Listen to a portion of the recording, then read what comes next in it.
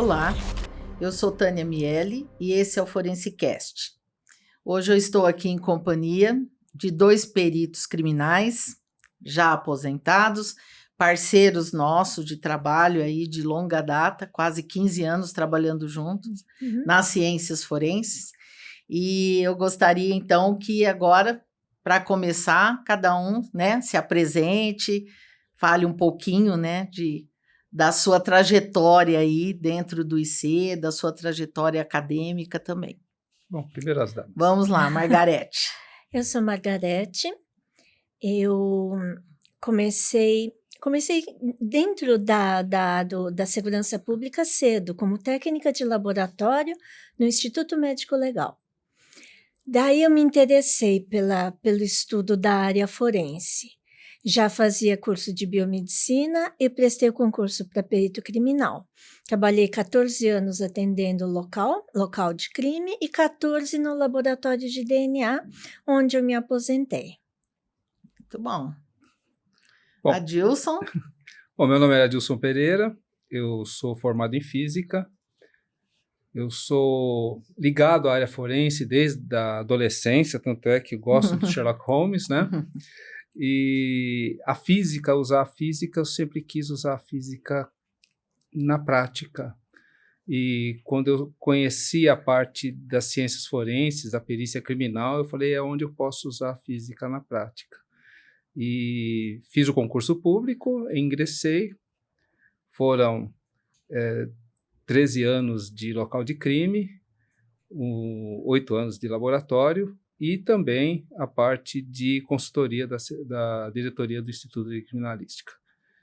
E, é claro, né, junto até com a Margarete, a gente passou também a entrar na área de ensino, né, e que deu todo esse tempo aí dentro dessa área forense.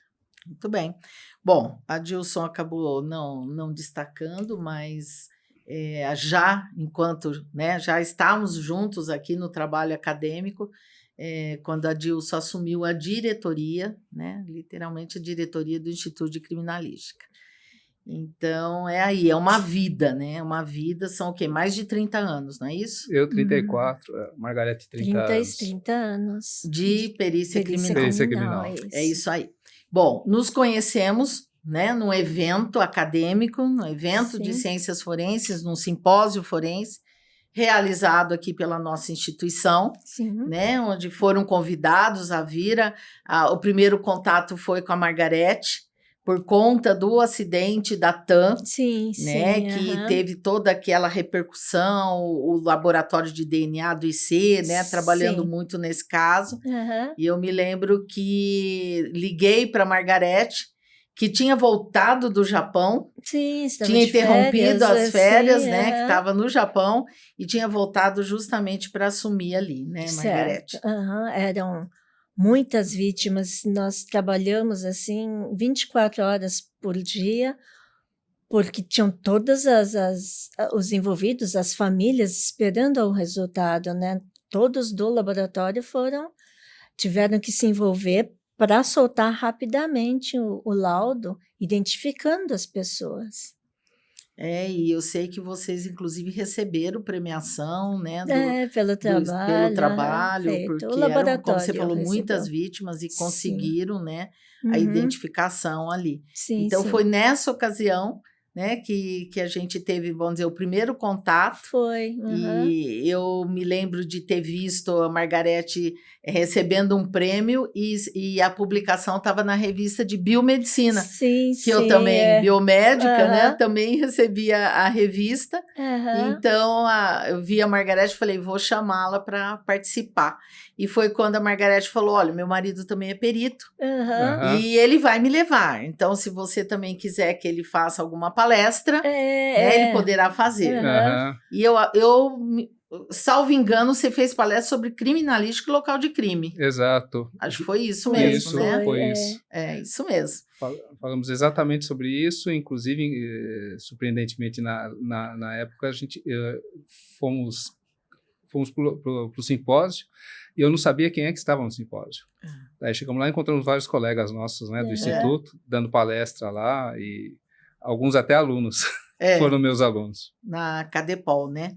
Professor Adilson também é professor na Academia de Polícia. Então, né, para quem está aí, né, nos ouvindo, sabe que depois de prestar o concurso e ingressar, né, primeira coisa é a Academia de Polícia, né, a formação, né? Sim, sim.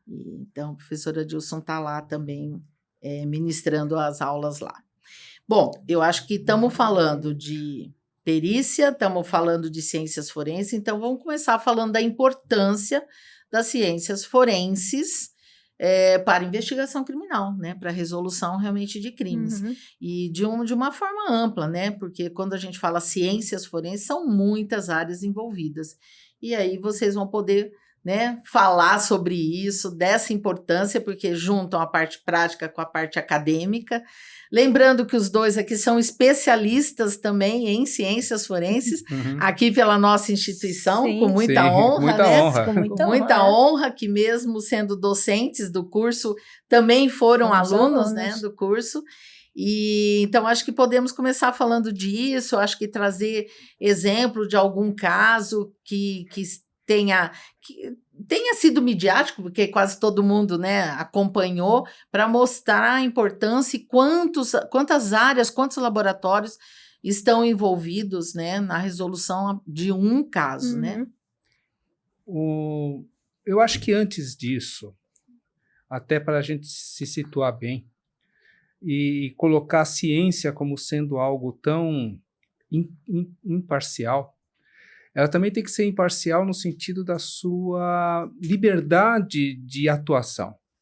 E eu creio que a perícia criminal ficou com mais liberdade para atuação no sentido de gerenciar seus próprios meios a partir do momento em que, principalmente aqui em São Paulo, foi criada a Superintendência da Polícia Técnico-Científica, que se separou da Polícia Civil e, com isso, o Instituto de Criminalística, onde tem os peritos criminais, o Instituto Médico Legal, onde tem os peritos médicos legistas, passaram a se administrar, a ser chefiado pelos próprios pares.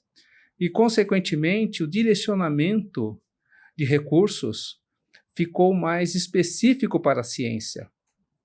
Por quê? Quem estava controlando administrativamente o Instituto de Criminalística, o Instituto Médico Legal e a Superintendência eram pessoas afetas aos cargos. E com isso sabiam as necessidades, o que não acontecia antes. Então, a partir de 98, a Superintendência passou a ser independente da Polícia Civil, nesse sentido administrativo, nesse sentido de recursos de verba, e, consequentemente, a ciência lucrou com isso. E a importância da ciência forense, das ciências forenses, é justamente dentro desse aspecto, de você conseguir dar o melhor da condição técnica, tanto do indivíduo profissional ali dentro, também dos equipamentos que estão lá, né? A Margareth trabalhou no final da carreira em laboratório, ela sabe a evolução, né? Sim, sim. O quanto nós começamos com tão pouco material, equipamento, e até casos não davam tantos. E como nós conseguimos evoluir, porque todos nós estudamos, né? Não é você entrar no concurso, prestar o concurso de perito criminal, ser designado para o local, gostar do local e ficar e estagnar. Você tem que continuar estudando para aplicar novos conceitos, pedir novos equipamentos, provar a importância de estar sempre evoluindo junto com o mundo, né? E também porque os crimes aumentaram, também ficaram mais sofisticados e a gente acaba tendo que correr atrás para estar equiparado, né, às novas ideias. Eu estou aqui pensando, enquanto você fala, que você ficou muitos anos no laboratório de DNA, a importância desse laboratório, né?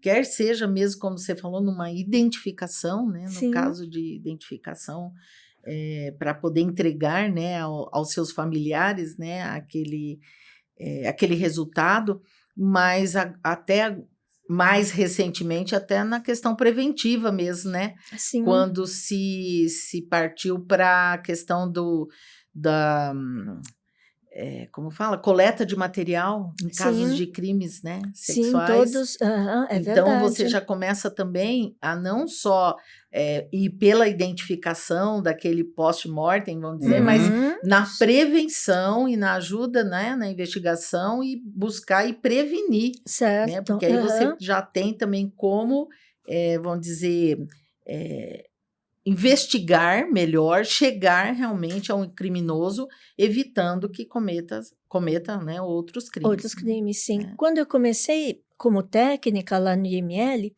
no laboratório de patologia recebemos amostras, coleta, né, de material vestígio de secreção anal, oral, vaginal, e a gente fazia pesquisa de presença de espermatozoides.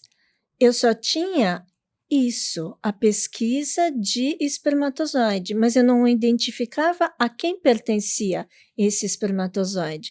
Aí dependia de várias outras circunstâncias, né? O legista, lógico, teria que ver se havia ferimentos, né? Se houve violência, né, no ato sexual, coisa que, se o sêmen for do marido, teoricamente não teria violências, não iam ter ferimentos. E o sistema de identificação pelo sangue era o ABO e o RH. E não tínhamos muito mais do que isso. Isso em 1980, né? Onde o pessoal ainda era criança, né? Então, isso aí, né? E hoje, evolução das ciências, né? Aquilo que vem, né, até nós evoluindo e ajudando cada vez mais, né, na precisão, inclusive, dos exames, né? Sim, identificação mesmo. E para se ver quanto que é necessário, as duas coisas estarem andando juntas, né? A tecnologia e o profissional que vai usá-la. Então, se as duas coisas não andarem juntas em termos de atualização, e hoje só se consegue isso através de muito estudo, através de constante atualização, constante pesquisa. Se a pessoa não fizer isso, ela está atrasada. Por quê? Porque os olhos das ciências forenses não estão só dentro da perícia criminal oficial.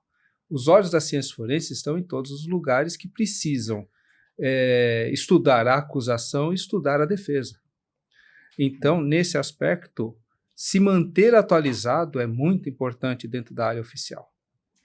E a parte laboratorial, o Estado tem que investir para que os equipamentos, tanto de campo, usados em local de crime, como os equipamentos dentro do laboratório, tem que estar sempre o máximo possível atualizados dentro do topo da linha de tecnologia. Porque senão os casos passam a não ter uma condição de dar dados. É como a Margarete falou, naquela época, no início, lá, nos anos 80, a prova técnica era mais escassa no sentido técnico, no sentido científico, e se baseava muita coisa no testemunhal. Agora, quando você começa a colocar tecnologia, quando você começa a colocar pesquisa, quando você começa a colocar profissionais qualificados, ou que se qualificaram, ou que se estão em constante qualificação, atuando, você tem o quê? Uma prova técnico-científica que direciona não só o processo, mas também a investigação. Por exemplo, hoje em dia, nós podemos, inclusive, identificar o autor de um caso de estupro, mesmo que ele seja azospérmico.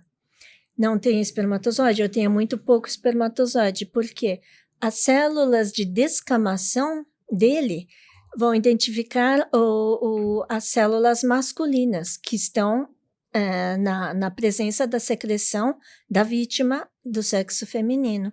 Então, posso nem ter espermatozoide, mas eu consigo identificar o estuprador. Você vê o grau de sensibilidade hoje. que chegou, E aí eu digo, né? Formado em biomedicina, tantos anos antes, continuou estudando muito, né, Margarete? Porque à medida que foram, né, aparecendo as novas possibilidades, né, você vai tendo que se atualizar como profissional também, né? Como biomédica, né, eu continuei estudando bastante por mim, assistindo palestras, cursos, participando dos congressos da biomedicina, da biologia, porque eu trabalhava em local. Né? Teoricamente, eu não estaria usando mais a biomedicina, mas daí é o gostar, né? Eu estudei, me formei e continuei me aperfeiçoando, daí que eu pude ir para o laboratório de DNA. Muito bom. Bom, continuando aqui falando de uma forma ainda, né, ampla, né, de uma forma mais abrangente da ciência forense, eu acabo sempre lembrando de alguns casos que demandaram realmente profissionais de diferentes laboratórios. E vocês agora, né, mais do que ninguém, pode dar esses exemplos, trazer 1, 2 exemplos que realmente os laboratórios tiveram todos, né, foram acionados. E a gente sabe que muitas vezes a mídia acredita que foi um perito que investigou, né? Porque ela fala assim, o perito que vão dizer que é o responsável pela equipe, né? Acaba, aquele caso foi o perito tal. Não é o perito tal. Ele apenas coordenou ali, organizou, mas a gente sabe que isso é sempre uma equipe, mas tem alguns casos que demandam mais peritos ainda de diferentes áreas, né? Sim, porque hoje em dia, qualquer perito que vai atender um local, até por uma carência de profissionais, vai um perito, fotógrafo, talvez um desenhista junto. Ele vai recolher, ele é especialista em atendimento do local de crime, ele vai recolher todos os dados, recolher as peças de exame e vai mandar para N laboratórios. Então, o laboratório que a Margarete trabalhou, a biologia vai receber uma parte, a balística outra, o entorpecente outra, a física vai receber, a química vai receber, e assim sucessivamente. Todos esses laboratórios vão ter a atuação de peritos. Fora isso, também tem a atuação do próprio fotógrafo, que tem que ter técnica de fotografia forense para fotografar de forma que aquilo se torne prova. O desenhista também. Então, é uma quantidade de profissionais. E se a gente for abranger mais ainda, num caso de morte ou de violência contra o ser humano, a gente tem que pensar nos peritos médicos legistas, que do outro lado também estão trabalhando, os auxiliares de necrópsia. Então, a equipe toda papiloscopista, a equipe toda vai receber material, e todos esses resultados vão para aquele perito que atendeu o local, para que ele possa compilar tudo e raciocinar em cima daquilo para dar um parecer final, mas que se baseia em todos os outros pareceres dados antes. Então, em casos de maior complexidade, não é um único perito que atende. Se ele tentar fazer tudo sozinho, ele não vai conseguir hoje em dia. E quando eu falo hoje em dia, eu estou falando de décadas, tá, gente? Eu estou falando de muito tempo, principalmente nos últimos 20 anos. O perito tem que ter um suporte laboratorial que ele possa dar respostas. Ele vai fazer testes lá dentro da instituição para que ele dê respostas. Tá?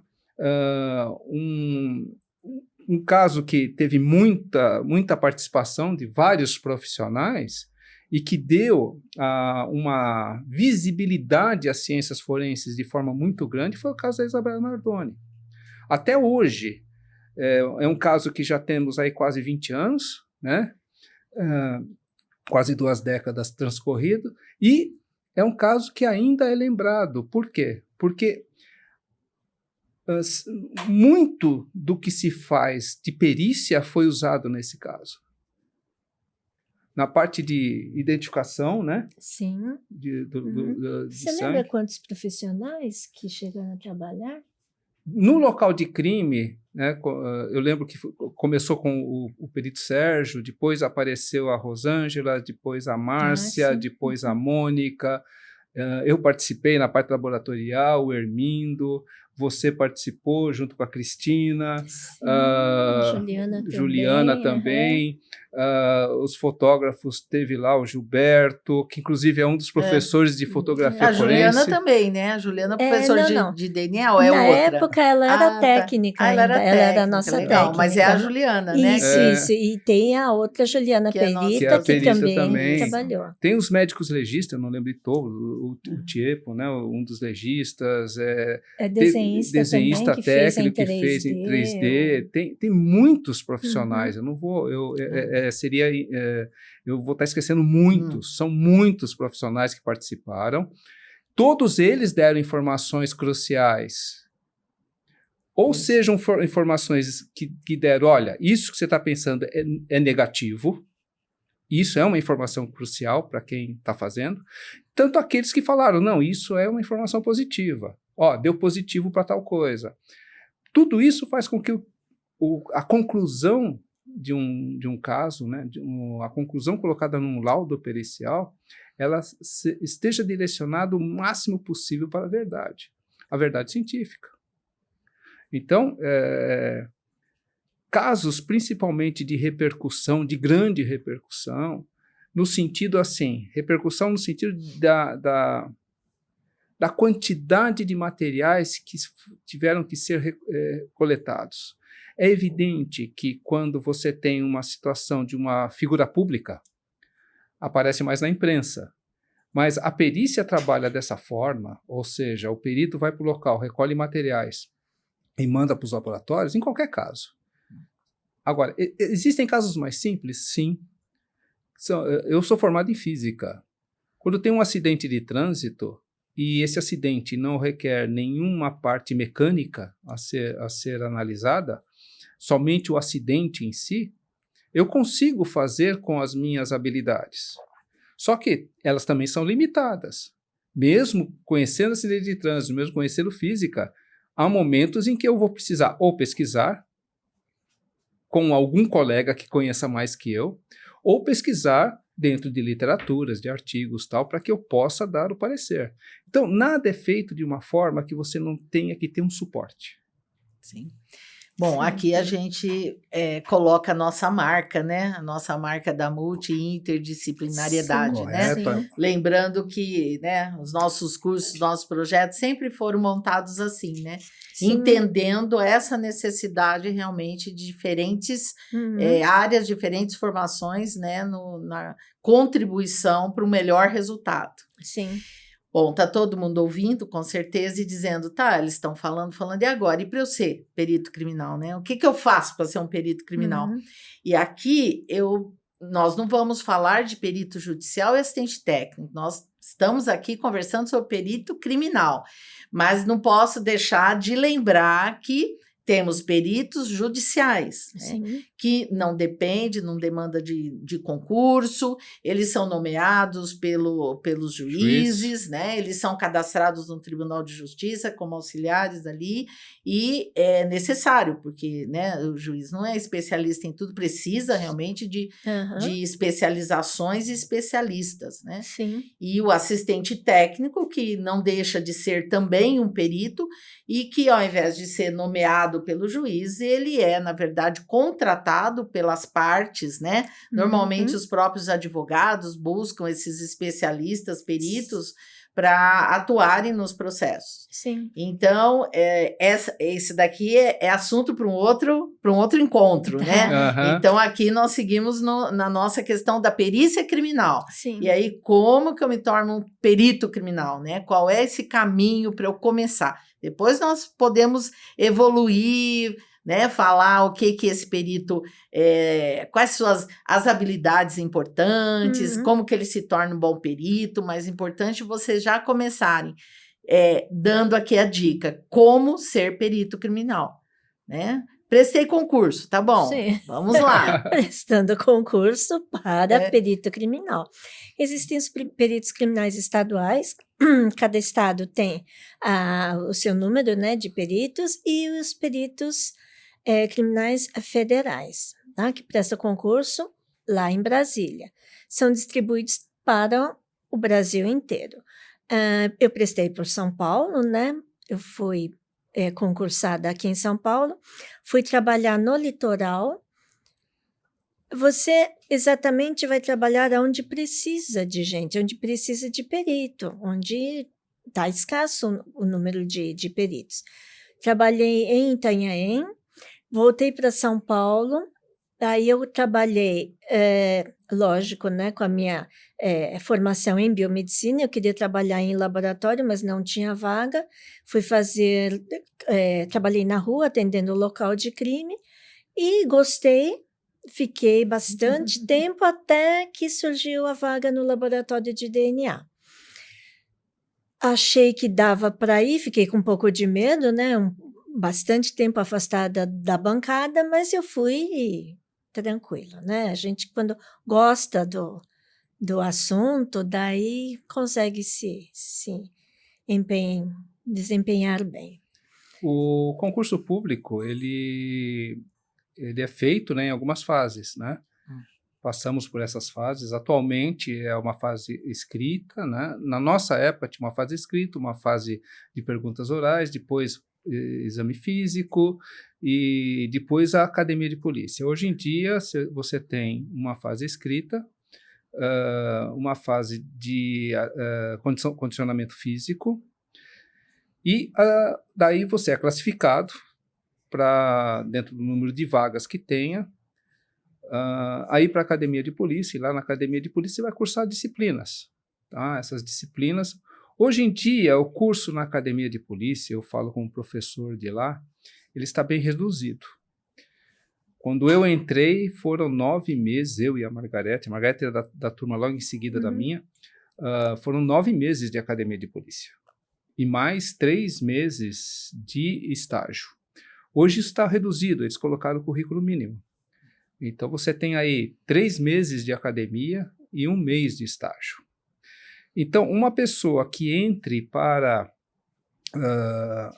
a perícia criminal, ele vai entrar com um conhecimento básico e tentar se desenvolver durante a profissão. E isso é custoso no sentido de estressante, porque você vai ter que penar muito. Eu até aconselho para os alunos, né, fazerem cursos de ciências forenses, né?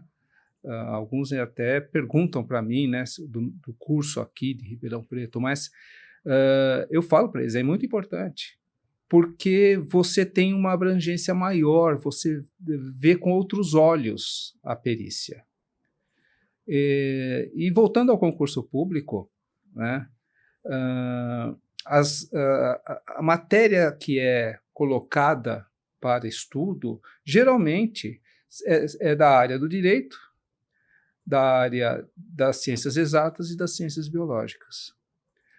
Hoje em dia também, em alguns concursos, está entrando criminologia, hoje em dia está entrando criminalística. Não tem a fase que faz aquele que é o psicológico, sócio psicológico, uma coisa assim? Alguns ainda estão fazendo. Tem, né? Tem, faz uma investigação. Uma investigação psicológica, mas ele é, vamos dizer assim, não classificatório. Aliás, ele seria eliminatório, vamos dizer, ou não? Eu creio que não.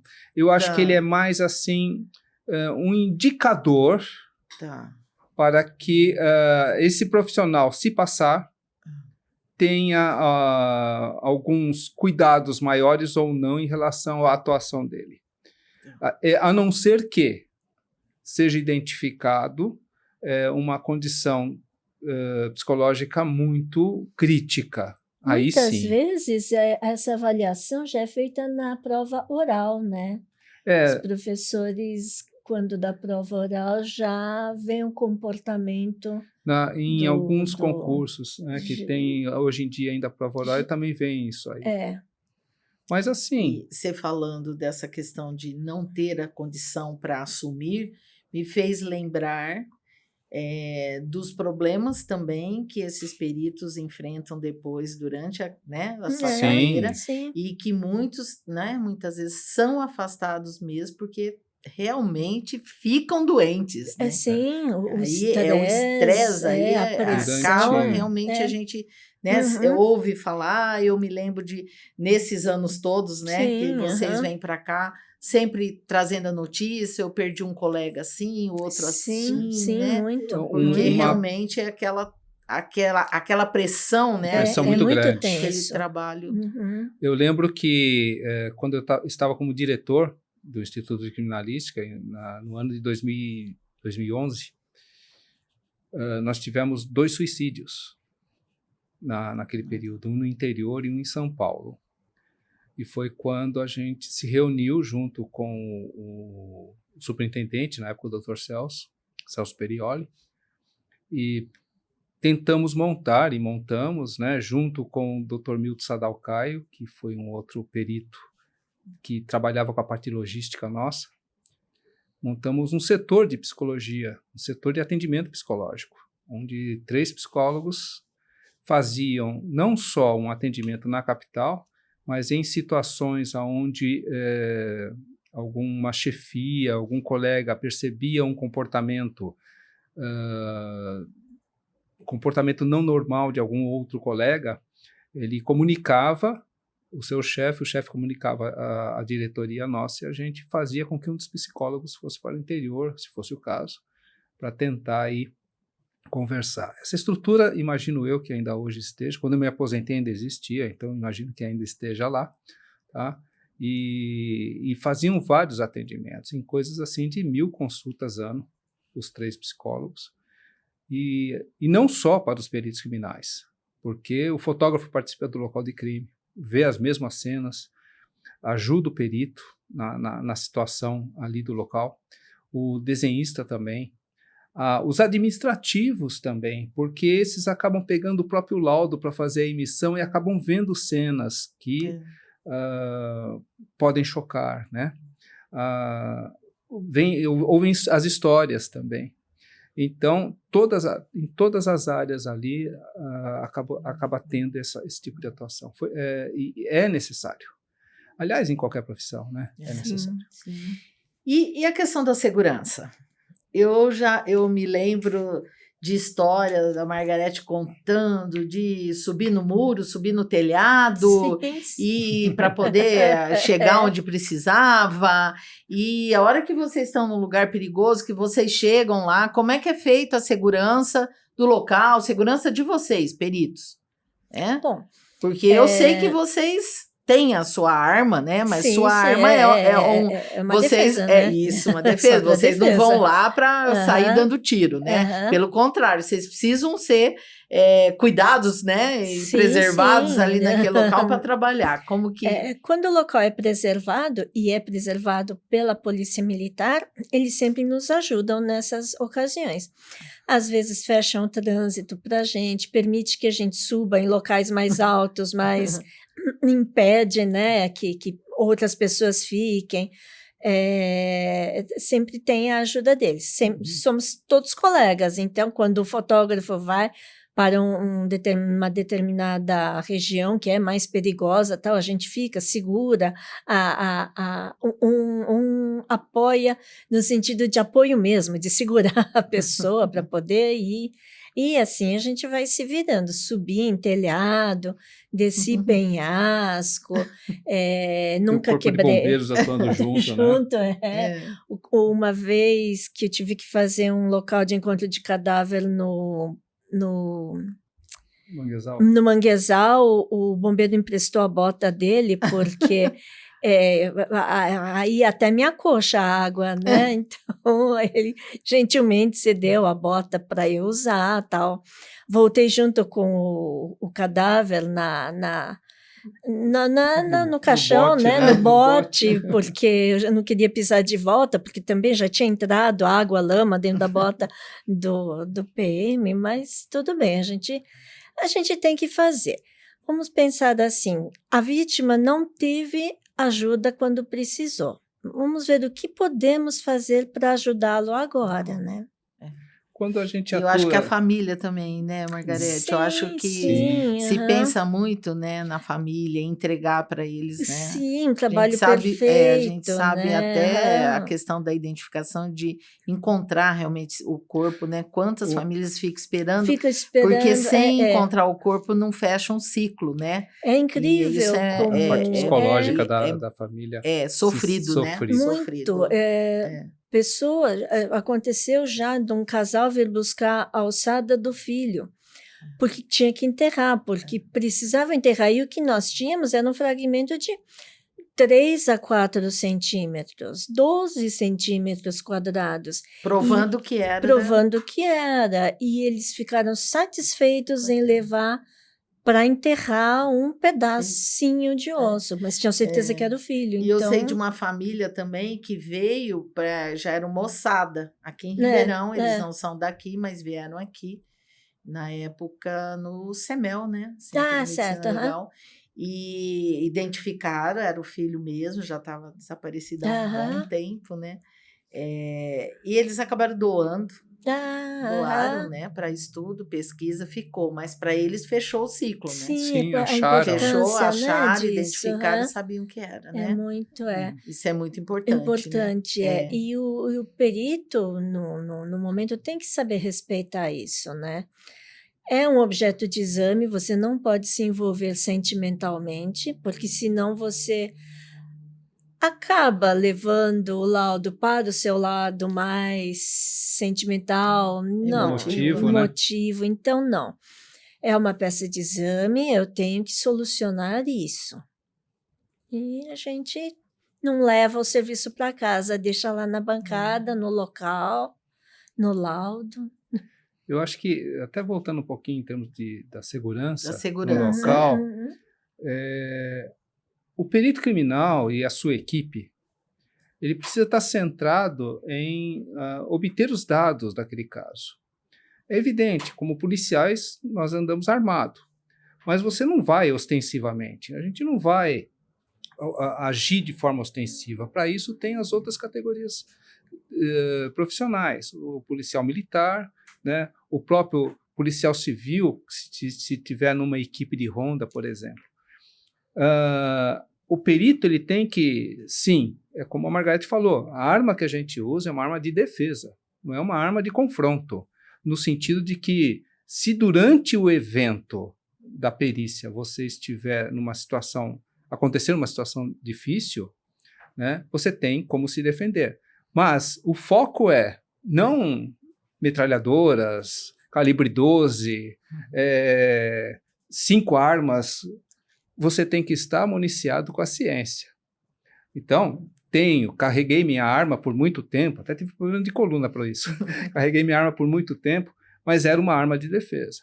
Por quê? Quando a gente vai para um local, se o local ele já oferece uma situação de risco, o perito não vai sozinho. Ele vai chamar uma equipe de apoio, vai chamar uma equipe de policiais militares, uma equipe da delegacia, para fazer esse apoio de segurança, para que eu possa ficar de costa para algum local, para algum lugar, e olhando um vestígio e estar despreocupado, porque aquele contingente atrás de mim está me protegendo.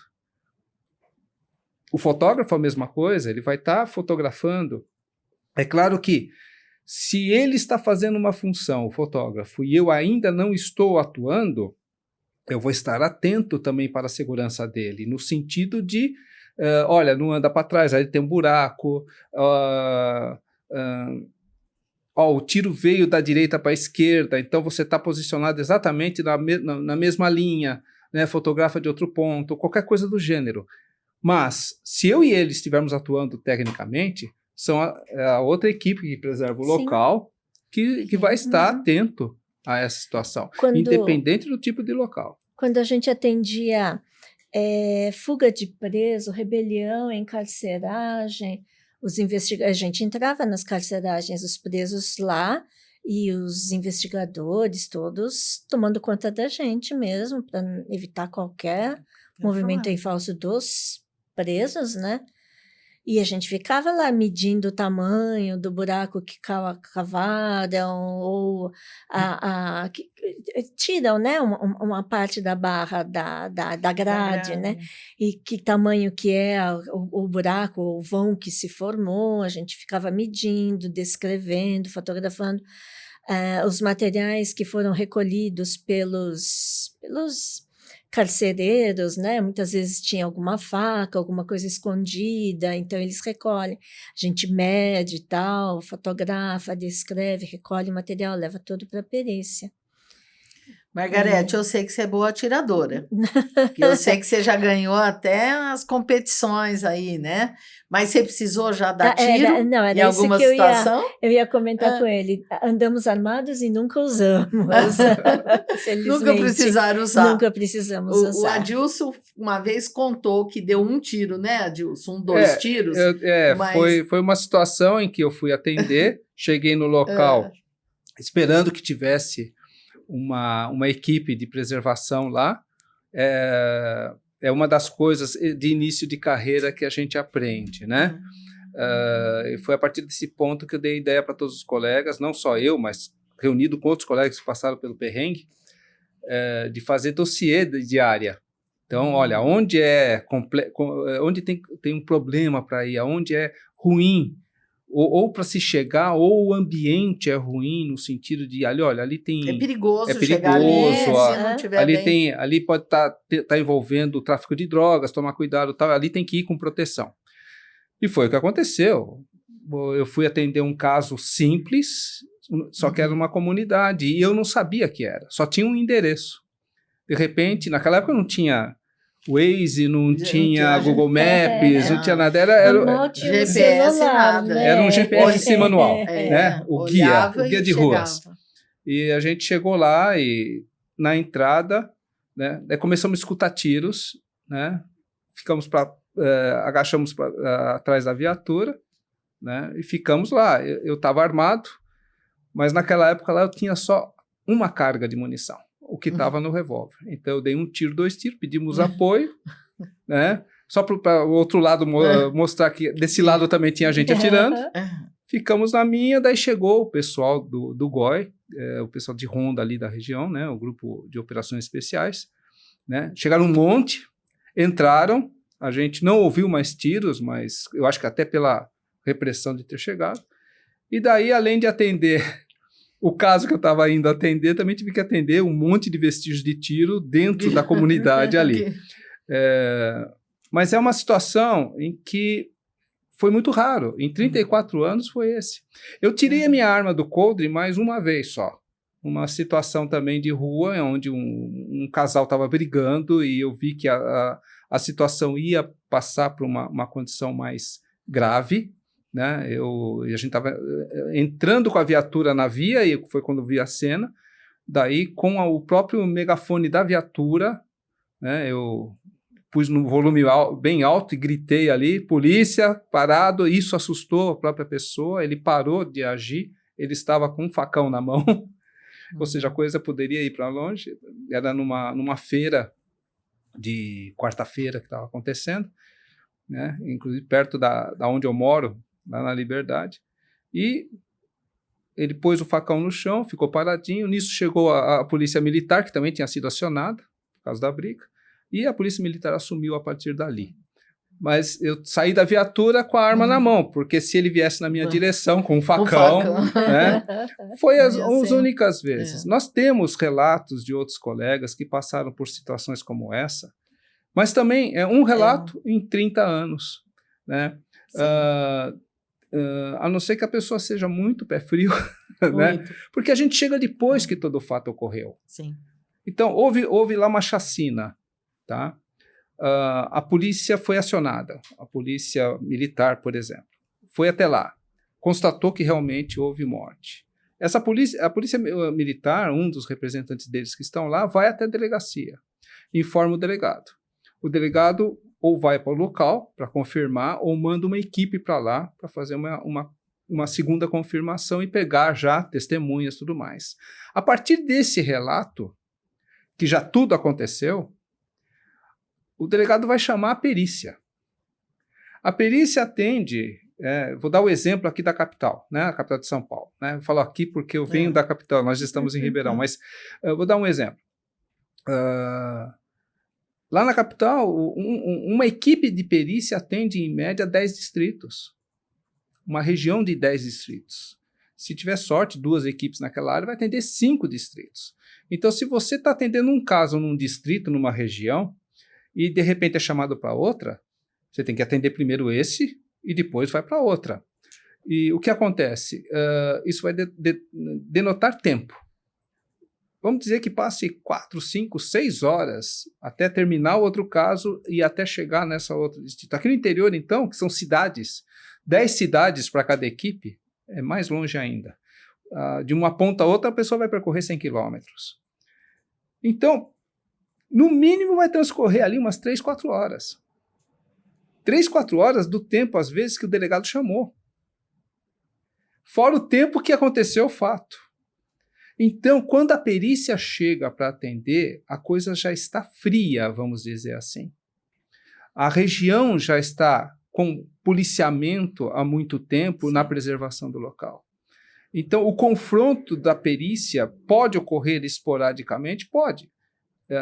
Uma situação de rua onde um perito esteja andando com a viatura e está acontecendo um fato criminoso, o criminoso que está lá, ele não vai ler, nossa, polícia científica, não vou me preocupar com eles e vai embora. Ele vai ver uma viatura caracterizada e pode ser que ele atire contra ela. Então, você tem que estar numa condição também de defesa, mas não uma condição de guerrilha, de guerra, né? Uma condição de você andar com um tanque de guerra, né? Você, usar colete à prova de balas, claro, eu acho que até em certas situações até o cidadão comum poderia usar, na condição que nós estamos de crime hoje em dia. Eu estava conversando recentemente com um colega que foi nosso aluno, está sempre aqui com a gente, que é investigador aqui em Ribeirão. E eu falei, ele falou, não, você sabe que a gente não põe? Eu falei, como assim não põe? E eles entram realmente, eles vão, vão para o confronto. Eles vão para o confronto, né? Os delegados, os investigadores, eles vão ali junto para fazer a prisão em flagrante. Eles vão. E hoje em dia, né, nós recebemos no final de carreira praticamente, né, nos últimos 10 anos de trabalho, né, da última década, alguns que a gente já estava trabalhando interno, o Estado forneceu coletes à prova de balas, o que não fornecia antes, era muito... Para perícia, então, nem fornecia. Nunca. Quando tinha, fornecia para quem? Para quem vai fazer o confronto, para quem vai entrar em confronto. A perícia ia de peito aberto. Né? É bom usar? Sim, é bom. Mas, assim... o perito tem que focar, é claro, na sua própria segurança. Vamos usar um colete à prova de balas, vamos usar uma arma, tudo bem, mas ele tem que focar na ciência, ele tem que focar naquilo que ele... Então ele tem que estar com a cabeça fria, com a segurança em dia, para que ele possa atuar.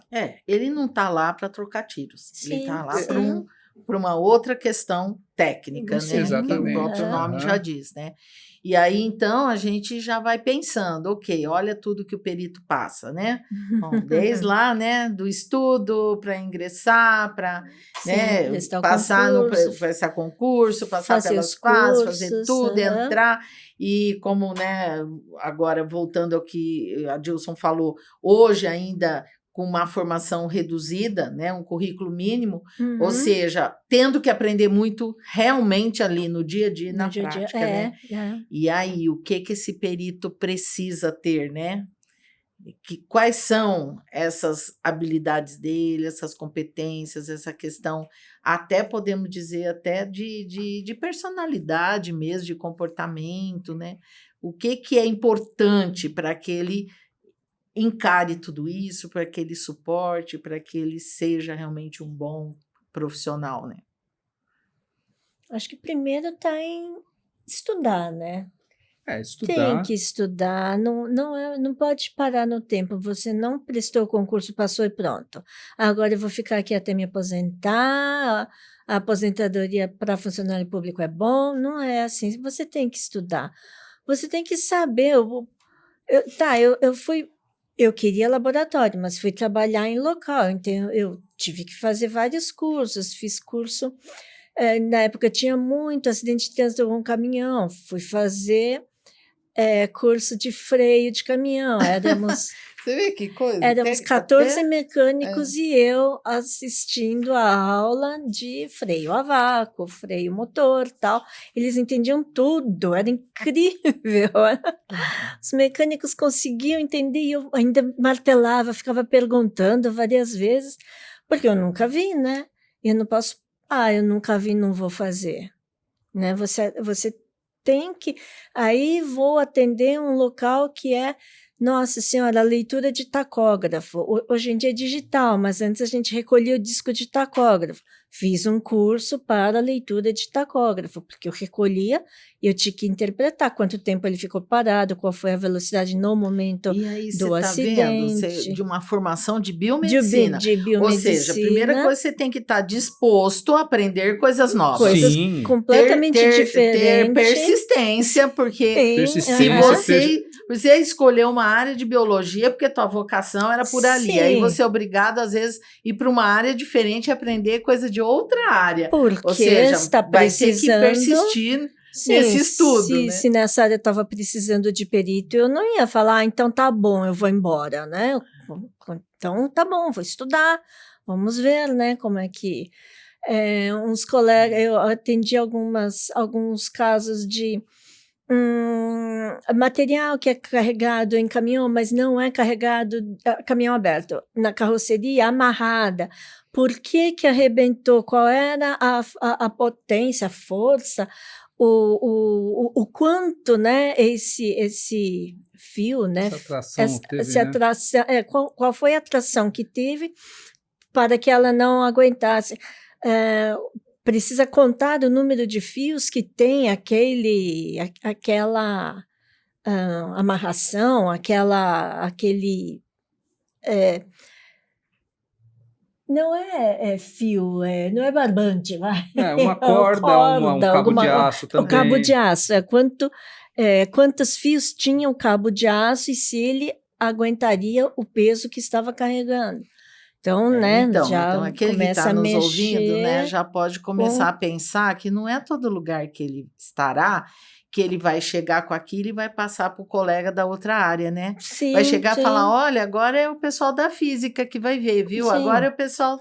Ou seja, né? Quantas cidades, quantos locais, tem que fazer tudo, né? Meio que é uma clínica geral. Isso que eu ia falar, o perito vai ter que fazer como médico, né? Sim, que faz clínica geral, vai ter que fazer, porque não tem outro para fazer, né? Sim. Para isso ele precisa aprender o que estatisticamente é mais comum dentro da nossa área. E dentro desse mais comum é o que a gente tenta dar, né, ou tentava dar na academia de polícia, né, ou tenta dar na academia de polícia, para o perito iniciante. Olha, estatisticamente você tem muito acidente de cruzamento, uma hipótese, né? Então, num cruzamento onde dois veículos se acidentaram, tá? Você recolhe esses dados, depois se pensa como vai fazer o caso. É o mais comum. Mas e aquele que houve 5, 6, 7 veículos? Daí você fala assim, teve homicídio, né? Uma pessoa levou um tiro, ponto. Né? Como é que é o básico, o protocolo para isso?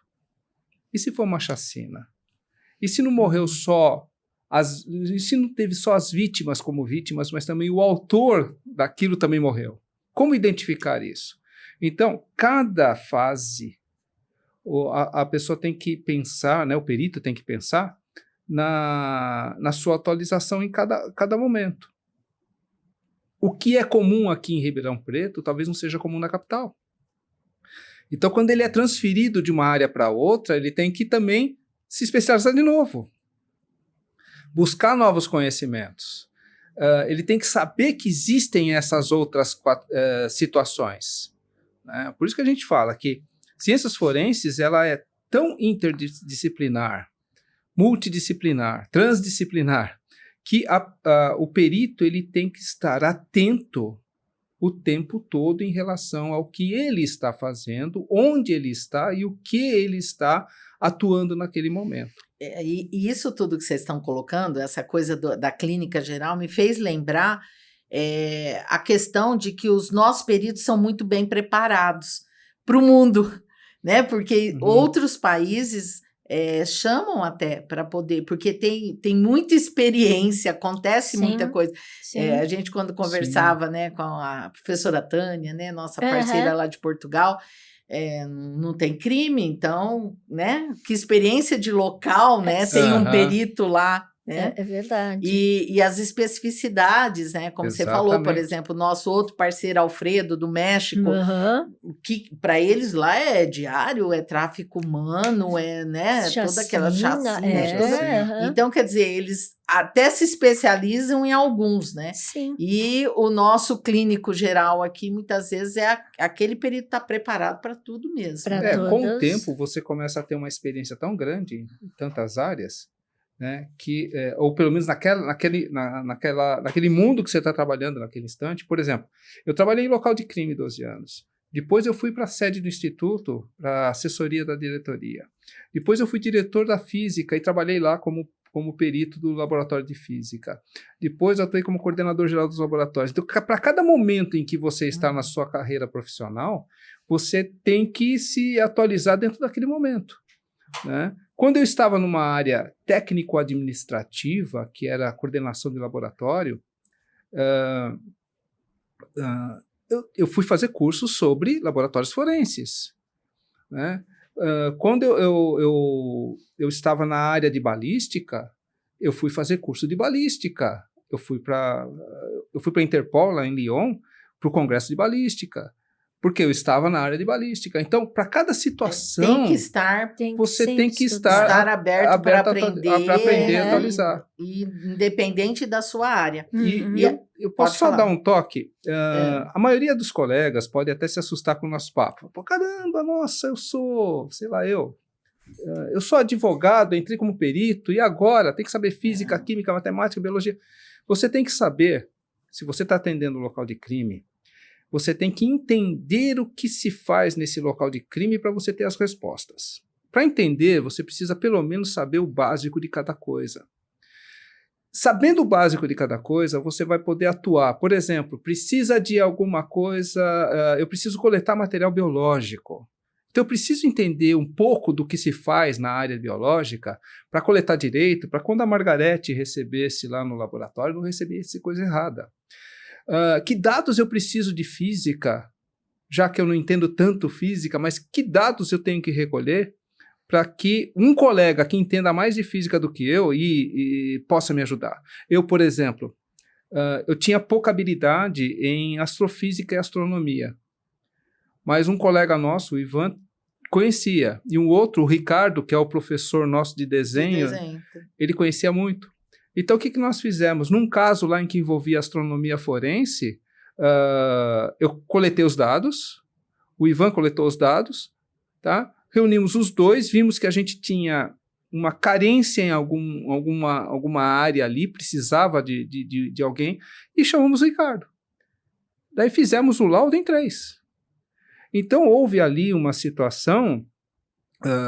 ninguém precisa saber tudo, mas tem que saber quem procurar, como procurar.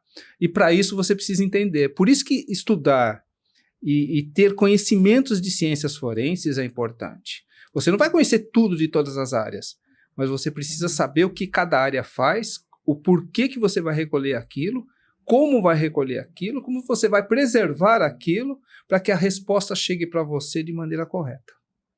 Perfeito. Eu acho que a gente fecha aqui com uma frase de vocês em relação ao futuro da perícia, futuro das ciências forenses, falando um pouquinho de como é que está novas tecnologias, como nós estamos em relação aos outros países de uma forma rápida, né? Se temos realmente já essa tecnologia, se isso está chegando, se isso demora.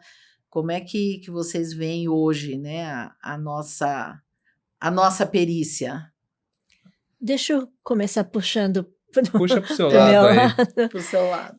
O Laboratório de DNA do Instituto de Criminalística do Estado de São Paulo está muito bem equipado, ela foi reformada. Então, é um laboratório de primeiro mundo mesmo, onde não há nenhum contato de pessoas de fora, tá? O laboratório é todo envidraçado para que pessoas de fora só possam olhar através do vidro. Existe uma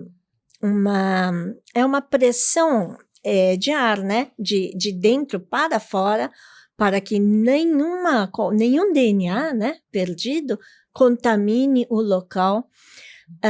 Os materiais, os vestígios encontrados, os materiais seguem uma única linha, entra material de recebimento, passa por todas as fases de extração, amplificação e tal, não voltam nunca, não tem o retorno do material. Isso quer dizer, é absolutamente impossível ter uma contaminação. Tanto é que o número de casos aumentou muito, muito mesmo. Felizmente, muitos equipamentos, muitas técnicas foram automatizadas, o que permite que o perito veja o material, estude, coloque no equipamento para ser feita a extração, que seja, tal. E o seu laudo, você tem absoluta certeza de que nada foi manipulado, não teve contato com nenhum outro vestígio, nem por ninguém. É uma coisa, nossa, está muito bom. E eu soube também do laboratório de entorpecente, né, toxicologia, que também foram reformados, estão assim, no nível primeiro mundo mesmo. Ai, que bom, né? Se bem que a gente está falando do estado de São Paulo, mas que bom, né?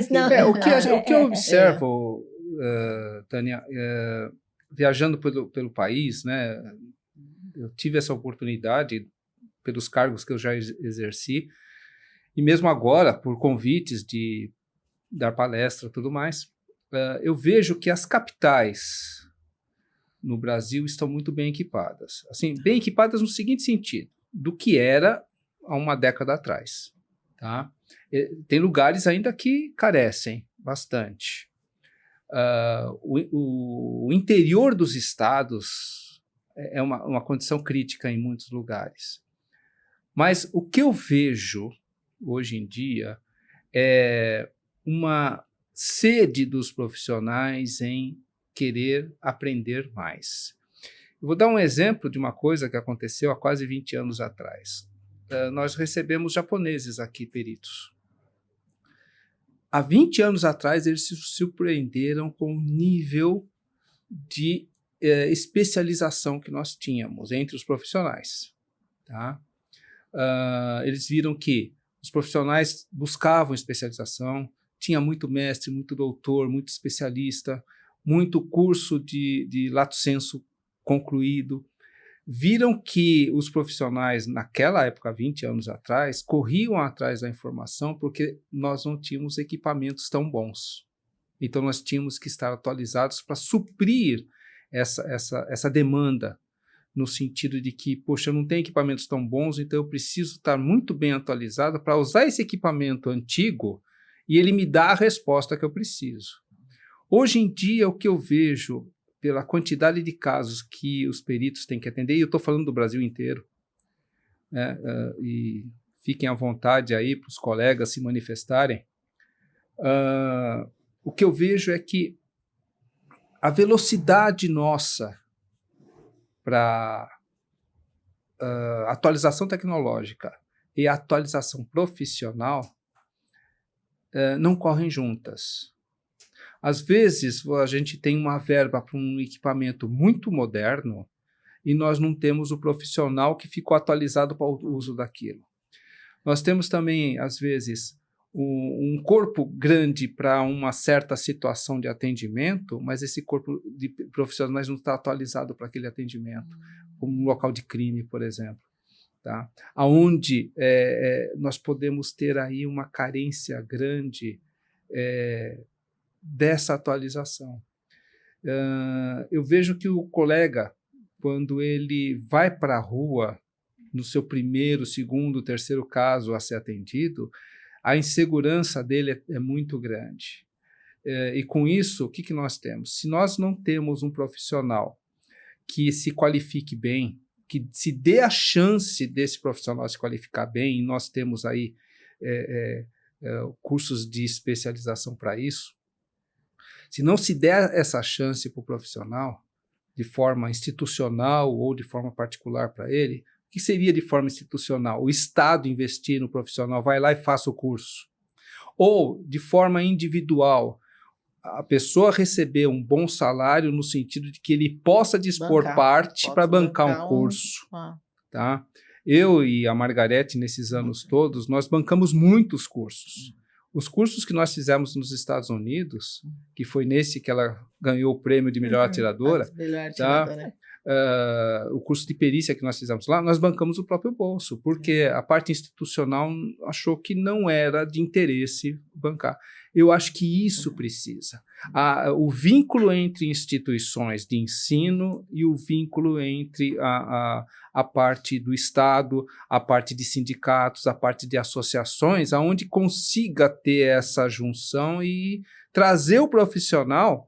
Ele olha lá, olha o currículo de quem está dando o curso, olha o tempo de qualificação da instituição que está dando o curso, veja como ele está formando profissionais, como esses profissionais estão sendo, como esses profissionais viram o curso.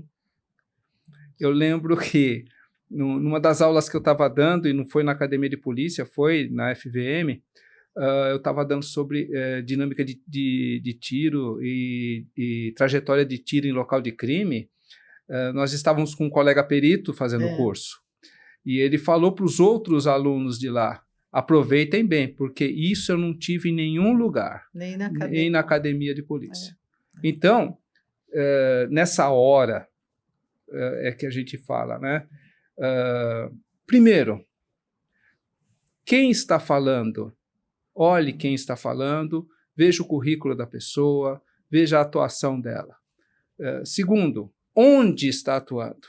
Porque às vezes o profissional é ótimo, mas o local não lhe dá a infraestrutura para ele poder mostrar para você as condições básicas para um atendimento, ou as condições melhores para um atendimento. A básica você já tem, mas você precisa de melhores condições. Mais essa explanação. Parece que, vamos dizer, concordo, a evolução não está indo junto, né? O caminho não está indo junto. E se evolui na tecnologia, nos equipamentos, se esquece da necessidade da evolução, né? De cada quem está atrás do teclado ali precisa ter a atualização feita. Pessoal, nós vamos, né, ficando por aqui. Esse é apenas um, né, ForenseCast, vamos ter outros aí, vamos ter ainda bastante tempo para bater papo e trazer muito daquilo que a gente muitas vezes conversa nos bastidores, mas que a gente pretende trazer para que mais pessoas, né, conheçam, né, tenham contato com essas informações, essas histórias, que sempre acrescenta muito para todos. Então, né, como parceiros, agradeço aqui vocês estarem aqui nessa hora conosco, né? E vamos seguindo juntos aí nesse empenho de trazer realmente o pessoal entender o quanto é necessário, né, essa evolução profissional mesmo. Eu quero aproveitar e convidar o pessoal que vá ao canal, que escute tudo, né? Que assista o que foi conversado aqui, que são informações muito importantes, um bate-papo gostoso, e que realmente eles possam ter acesso a essas histórias, a essas informações, que às vezes ficam só nos bastidores e que a gente está trazendo aqui, né, para outras pessoas acompanharem e se incentivarem, né, nessa evolução. Que tenhamos aí muitos peritos criminais, né? E bem preparados, né? Que realmente estejam aí em pró, né? De atender realmente a comunidade como realmente é necessário. Obrigada, gente. Obrigada mesmo. Nós que agradecemos.